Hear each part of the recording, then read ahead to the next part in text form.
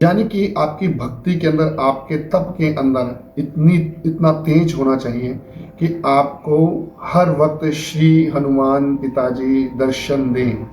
हर वक्त जैसे ही आंखें बंद करते हो, खुली आंखों से आप उन्हें देख पाए। अगर आप हनुमान अष्टक पढ़ेंगे, उसकी एक एक पंक्ति के अंदर हनुमान जी को संचालित करने के लिए, जागृत करने के लिए एक एक लाइन लिखी गई है। बड़ी साधारण सी विधि है। श्री हनुमान चालीसा पढ़िए, उसके बाद आप हनुमान अष्टक पढ़िए। हनुमान अष्टक पढ़ते पढ़ते हनुमान जी जागृत हो जाते हैं। फिर उनसे जय श्री राम। श्री राम जी के परम भक्तों को आज हम जो वीडियो में बताने जा रहे हैं वो अपने आप में एक बहुत बड़ी एक सिद्धि है, एक नियम है भक्ति के अंदर अपने आप को आगे ले जाने की। और अगर हम लोग इन सब चीज़ों के बारे में अगर बातचीत करें तो ये चर्चा एक अत्यंत ही द्वितीय शक्ति की ओर इशारा करती है, जो मैं आप लोगों को बताने जा रहा हूँ। ये वीडियो केवल इस मकसद के लिए नहीं है कि इस वीडियो को बनाया गया और आप लोगों के सामने लाया गया। इस वीडियो का मकसद है कि आज श्री राम जी, श्री हनुमान पिताजी आपसे क्या चाहते हैं, क्या वो आपसे एक्सपेक्ट करते हैं। वो सब चीज़ें आप लोग आपके आसपास घट रही हैं, लेकिन कई बार हमारा ध्यान नहीं जा पाता। क्योंकि आप YouTube पे चले जाइए, बहुत सारी वीडियोस मिलेंगी आपको जिसमें ये बताया जाता है कि श्री हनुमान पिताजी आपके सपन में आते हैं, आपके साथ किसी न किसी रूप में वो जो है कोई ना कोई चमत्कार करते हैं, जिसके कारण आपको एहसास होता है कि श्री हनुमान जी आपके साथ हैं। लेकिन उससे भी बढ़कर मैं आप लोगों को ये बताने जा रहा हूँ कि श्री हनुमान जी आपके तरफ किस तरीके से हमेशा के लिए आ सकते हैं। यानी कि आपकी भक्ति के अंदर, आपके तप के अंदर इतना तेज होना चाहिए कि आपको हर वक्त श्री हनुमान पिताजी दर्शन दें। हर वक्त जैसे ही आंखें बंद करते हो, खुली आंखों से आप उन्हें देख पाए। मैंने ये जो वीडियो बनाई है केवल इसलिए, प्रदर्शन करने के लिए नहीं, आप लोगों को समझाने के लिए, क्योंकि मुझे इस समय खुली आंखों से भी श्री हनुमान पिताजी नजर आ रहे हैं। मैं बंद आंखों से भी इनके उसी तरीके से दर्शन करता हूं जिस तरीके से भक्तों ने श्री हनुमान पिताजी के दर्शन किए हैं।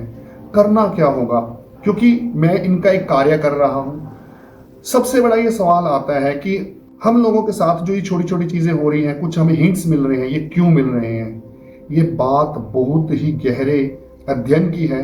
हमें समझना पड़ेगा कि ये जो छोटे छोटे हिंट्स हमें मिल रहे हैं, ये क्यों मिल रहे हैं। क्योंकि अगर आप मेरे बारे में जानना चाहते हो तो आप मेरी पिछली वीडियोस में जाके देखिए कि मैं किस तरीके का इंसान था और आज श्री हनुमान पिताजी की कृपा से मैं क्या कर रहा हूँ और किस तरीके से मैं इनकी भक्ति के अंदर, मैं कुछ नहीं कर रहा, ये करवा रहे हैं। मैं अगर आप लोगों को बताऊं कि ऐसी ऐसी अद्वितीय शक्तियां सामने खड़ी हुई नजर आ रही हैं जो इन्होंने दिखाई, तो सबसे बड़ी बात है कि हनुमान चालीसा आपके पास एक ऐसा गुरु मंत्र है जिसके जरिए आप हनुमान जी को, यानी हनुमान पिताजी को साक्षात अपने कार्यों में कहीं ना कहीं, हर जगह प्रदर्शित कर सकते हैं, पुकार सकते हैं, बुला सकते हैं। केवल यह संकटों में ही काम नहीं करता, ये खुशियों में भी, और ये आपके जीवन के आनंद को भी पूर्ण करता है। आप इसे अपना कर देखिए। इसके बाद अगर मैं बात करूं कि श्री हनुमान पिताजी के चरणों में अगर आप एक विधि अपनाते हैं तो वो विधि आपको समझ आनी चाहिए। सबसे पहले आपको श्री हनुमान पिताजी का इतिहास पता होना चाहिए। इतिहास में क्या आता है कि श्री हनुमान पिताजी अपनी शक्तियां भूल जाते हैं, उन्हें शक्तियों का एहसास कराना पड़ता है।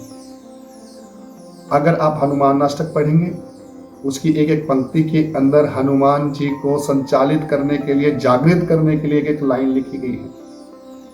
कौन सो संकट मोर गरीब को, जो तुम सो नहीं जात है टारो। को नहीं जानत है जग में, कपि संकट मोचन नाम तुहारो। यानी कि हनुमान अष्टक को केवल इसीलिए मत पढ़िए कि ये केवल कुछ पंक्ति है, उसे में एहसास कीजिए कि आप हनुमान जी को मना रहे हैं। आप जब हनुमान जी को मनाना शुरू कर देंगे, वो जागृत होना शुरू कर देंगे, और जैसे वो जागृत होंगे आपके सारे काम करेंगे। और इसके बाद अगर हम बजरंग बाण की बात करें, बजरंग बाण एक ऐसी अवस्था का है जब आपको लगता है, कई बार ऐसा हमारी जिंदगी के कर्म होते हैं, देखिए, क्योंकि कर्मों के अनुसार ही हमारी जिंदगी, हमारा जीवन चलता है, और हमारी जिंदगी में कुछ ऐसे कर्म हो जाते हैं हमसे जाने अनजाने में, जिनका जो प्रताप है वो हमारी भक्ति से कहीं आगे जाकर निकलता है। तो उसमें क्या होगा, उसमें आपको बजरंग बाण जो हनुमान जी के समक्ष किया जाता है, उस बजरंग बाण के जरिए आपको हनुमान जी स्वयं आपके सारे कष्टों का निवारण करेंगे। पर आपको एक संकल्प के साथ उसे धारण करना होगा।